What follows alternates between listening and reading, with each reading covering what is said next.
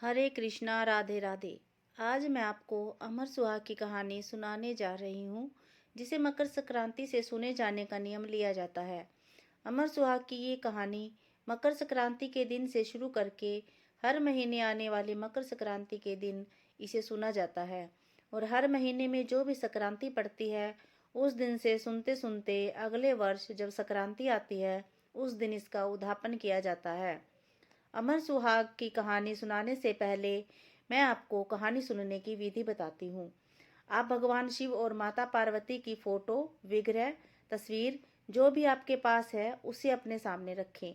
घी का दिया जलाएं, पानी का लोटा रखें और हाथ में अक्षत और चीनी लेकर कहा आपको उस दिन हरे रंग की चूड़ी पहननी है और सुहाग का सामान माता पार्वती के सामने रखें। उसके बाद कहानी सुने और सुहाग का सामान ब्राह्मणी को दे या अपने घर में किसी भी बुजुर्ग महिला, सास, ननंद को दे देवें या मंदिर में भिजवा दें। इस तरह हर महीने आने वाली संक्रांति को इस कहानी को सुने और अगली मकर संक्रांति पर इसका उद्यापन करें। उद्यापन की विधि कहानी के अंत में बताई गई है। तो चलिए अब सुनते हैं अमर सुहाग की कहानी। एक ब्राह्मण था, उसके 5 बेटियां थी। पांचों शिवजी की पूजा करती, दिया जलाती और 5 दिन तक सुहाग की कहानी सुनती। 4 बेटियों का दिया बहुत देर तक जलता, पर 5वीं का दिया बहुत जल्दी बुझ जाता। तब बेटी ने घर आकर माँ को भी बताया कि मेरा दीपक सबसे पहले बुझ जाता है, सबसे पहले ठंडा हो जाता है।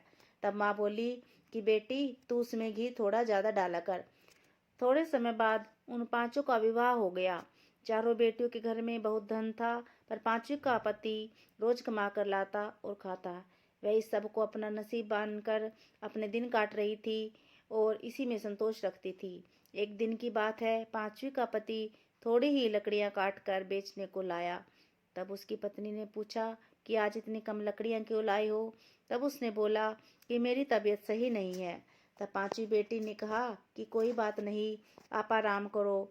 अगले दिन जब उसका पति वापस जाकर लकड़ियां काटने लगा तो वह बोली कि मैं भी तुम्हारे साथ चलूंगी। फिर वे दोनों साथ जाकर लकड़ियां काटने लगे।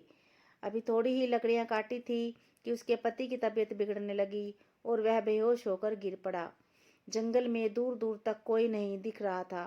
अब ना तो वह उसे अपने साथ ले जा सकती थी और ना ही उसे उठा सकती थी। तब उसने अपने पति का सिर गोद में रखा और जोर जोर से रोने लगी और रोते रोते बोली कि मैंने ऐसा क्या पाप किया है जो मेरा पति उठ ही नहीं रहा। उसी समय महादेव और पार्वती पृथ्वी पर भ्रमण करते हुए आए। शिवजी उसे देखकर पार्वती से बोले, देखो इसके साथ कितना बुरा हुआ है। पार्वती जी बोली कि हमें इसकी मदद करनी चाहिए। तब वे दोनों उसके पास गए और उन्होंने उसका हाल चाल पूछा तो उसने सारी बात बताई। सारी बात सुनकर शिवजी बोले कि तुम इसे लेकर घर क्यों नहीं जाती? यह तो मर चुका है, यहाँ बैठे रहने से क्या होगा? तब बेटी बोली, मैं तो कहीं नहीं जाऊंगी, और जोर जोर से रोने लगी। तब शिवजी को उसके ऊपर दया आ गई और उससे बोले कि तू वही है ना जिसका दिया सबसे पहले ठंडा हो जाता था? वह बोली, हाँ हाँ मैं वही हूँ। तब शिवजी बोले कि तूने दिया तो लगाया, पर कभी भी अमर सुहाग की कथा ध्यान से नहीं सुनी।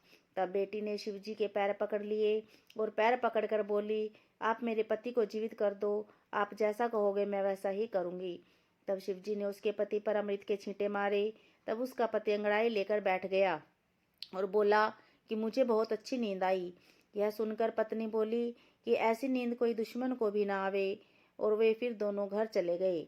घर जाने से पहले लड़की ने अमर सुहाग की उद्यापन विधि के बारे में पूछा तो शिवजी बोले, 5 चूड़े, 5 मोली, सिंदूर, बिंदी, काजल, ब्लाउज का पीस और पैसे श्रद्धा के अनुसार 5 कटोरों में रखकर मंदिर में चढ़ाए या ब्राह्मणों को देवें। एक कटोरे में सभी सुहाग का सामान, ब्लाउज पीस और रुपए महादेव के मंदिर में चढ़ाए और एक स्टील के दीपक में घी और बत्ती लगाकर महादेव के आगे जोत जलाई और बची हुई 4 कटोरियों को अपनी बहन बेटियों, सास, ननंद, जेठानी या ब्राह्मण को दे देवें। इस विधि से 5वीं बेटी ने भी उद्यापन किया। तब उसकी सारी परेशानियां दूर हो गई। घर में ठाट बाट हो गई। उन्हें संतान का सुख मिला और दोनों ही सुखपूर्वक अपना जीवन बिताने लगे। हे भोलेनाथ, जैसा आपने बेटी को अमर सुहाग दिया वैसे हर सुहागन को देना, उसके सुहाग को अमर रखना। बोलो महादेव भगवान की जय, पार्वती माता की जय।